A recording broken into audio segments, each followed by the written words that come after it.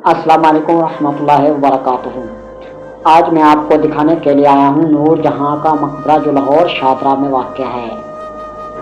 ان سے پہلے ویڈیو کو لائک کریں، ویڈیو کو شیئر کیجیے گا، ہمارے چینل کو سبسکرائب کیجیے گا، کیونکہ ہم دور دراز کا سفر آپ دوستوں کے لیے کرتے ہیں۔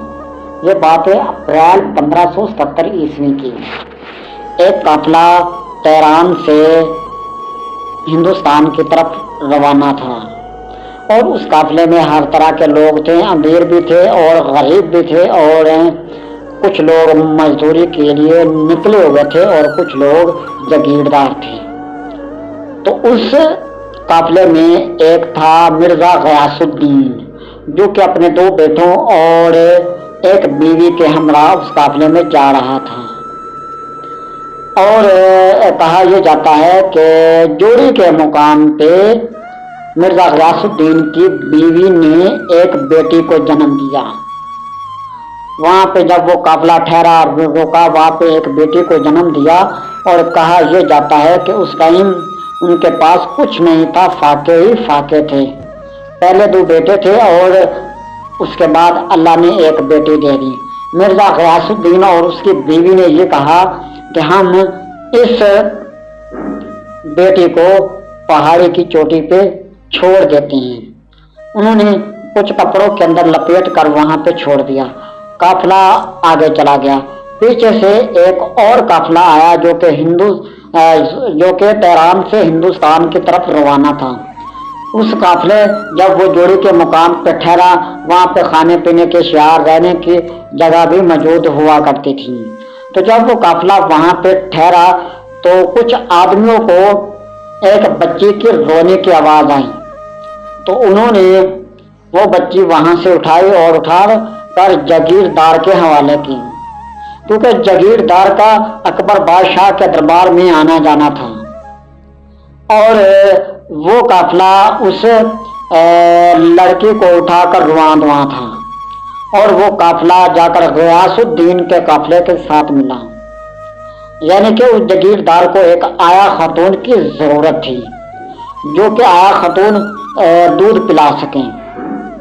وہ ایک آیا کے روپ میں اپنی بیٹی کو دودھ پلانے لگی۔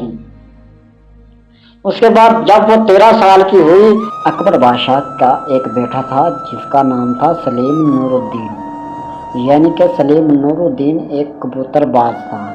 وہ 2 کبوتر لے کر دلکشا باغ یعنی کہ شالیمار باغ میں گیا۔ وہاں پہ اس نے 2 کبوتر مہر نساء کے ہاتھ میں دیے۔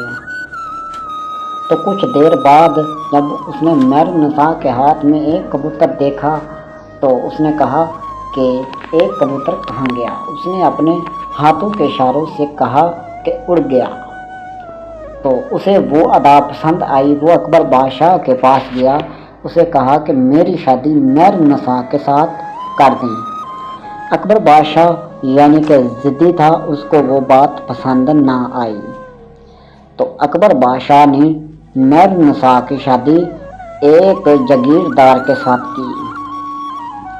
شادی کرنے کے بعد یعنی کہ اکبر بادشاہ نے جاگیردار کو اپنے آگرہ کے محل سے نکال دیا، تو وہ اپنی چاچہاتی بیوی کو لے کے چلا گیا۔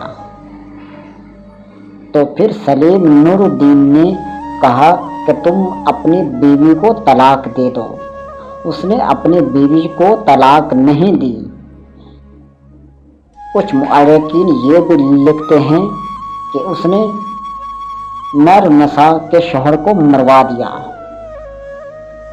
تو ایک دن وہ دریا کے کنارے 12 دری میں بیٹھا ہوا تھا۔ اس نے ایک کشتی کے اندر ایک نقاب پوش عورت دیکھی، تو اس نے پوچھا کہ یہ کون ہے؟ تو لوگوں نے بتایا کہ یہ مہر نساء ہے۔ جب مہر نساء سلیم نور الدین کے محل میں پہنچی تو اس کا نام مہر نساء سے نور مہر رکھا گیا۔ پھر جب اس کی شادی سلیم نور الدین سے ہوئی تو اس کا نام نور محل سے نور جہاں رکھا گیا۔ یعنی کہ مہر نساء کے 3 نام تھے، مہر نساء، نور محل اور نور جہاں۔ اس زمانے میں یہ ہوا کرتا تھا کہ کہ جب بھی شہزادیوں کو دفن کیا جاتا تھا تو اس کے ساتھ ہیرے جواہرات کو بھی دفن کر دیا جاتا تھا۔ اس کے بعد جب حکومت آئی سکھ کی تو مہاراجا رنجیت سنگھ نے قبر کھدوا کر وہاں سے ہیرے جواہرات چرا لیے اور اس کی لاش کو لٹکا دیا۔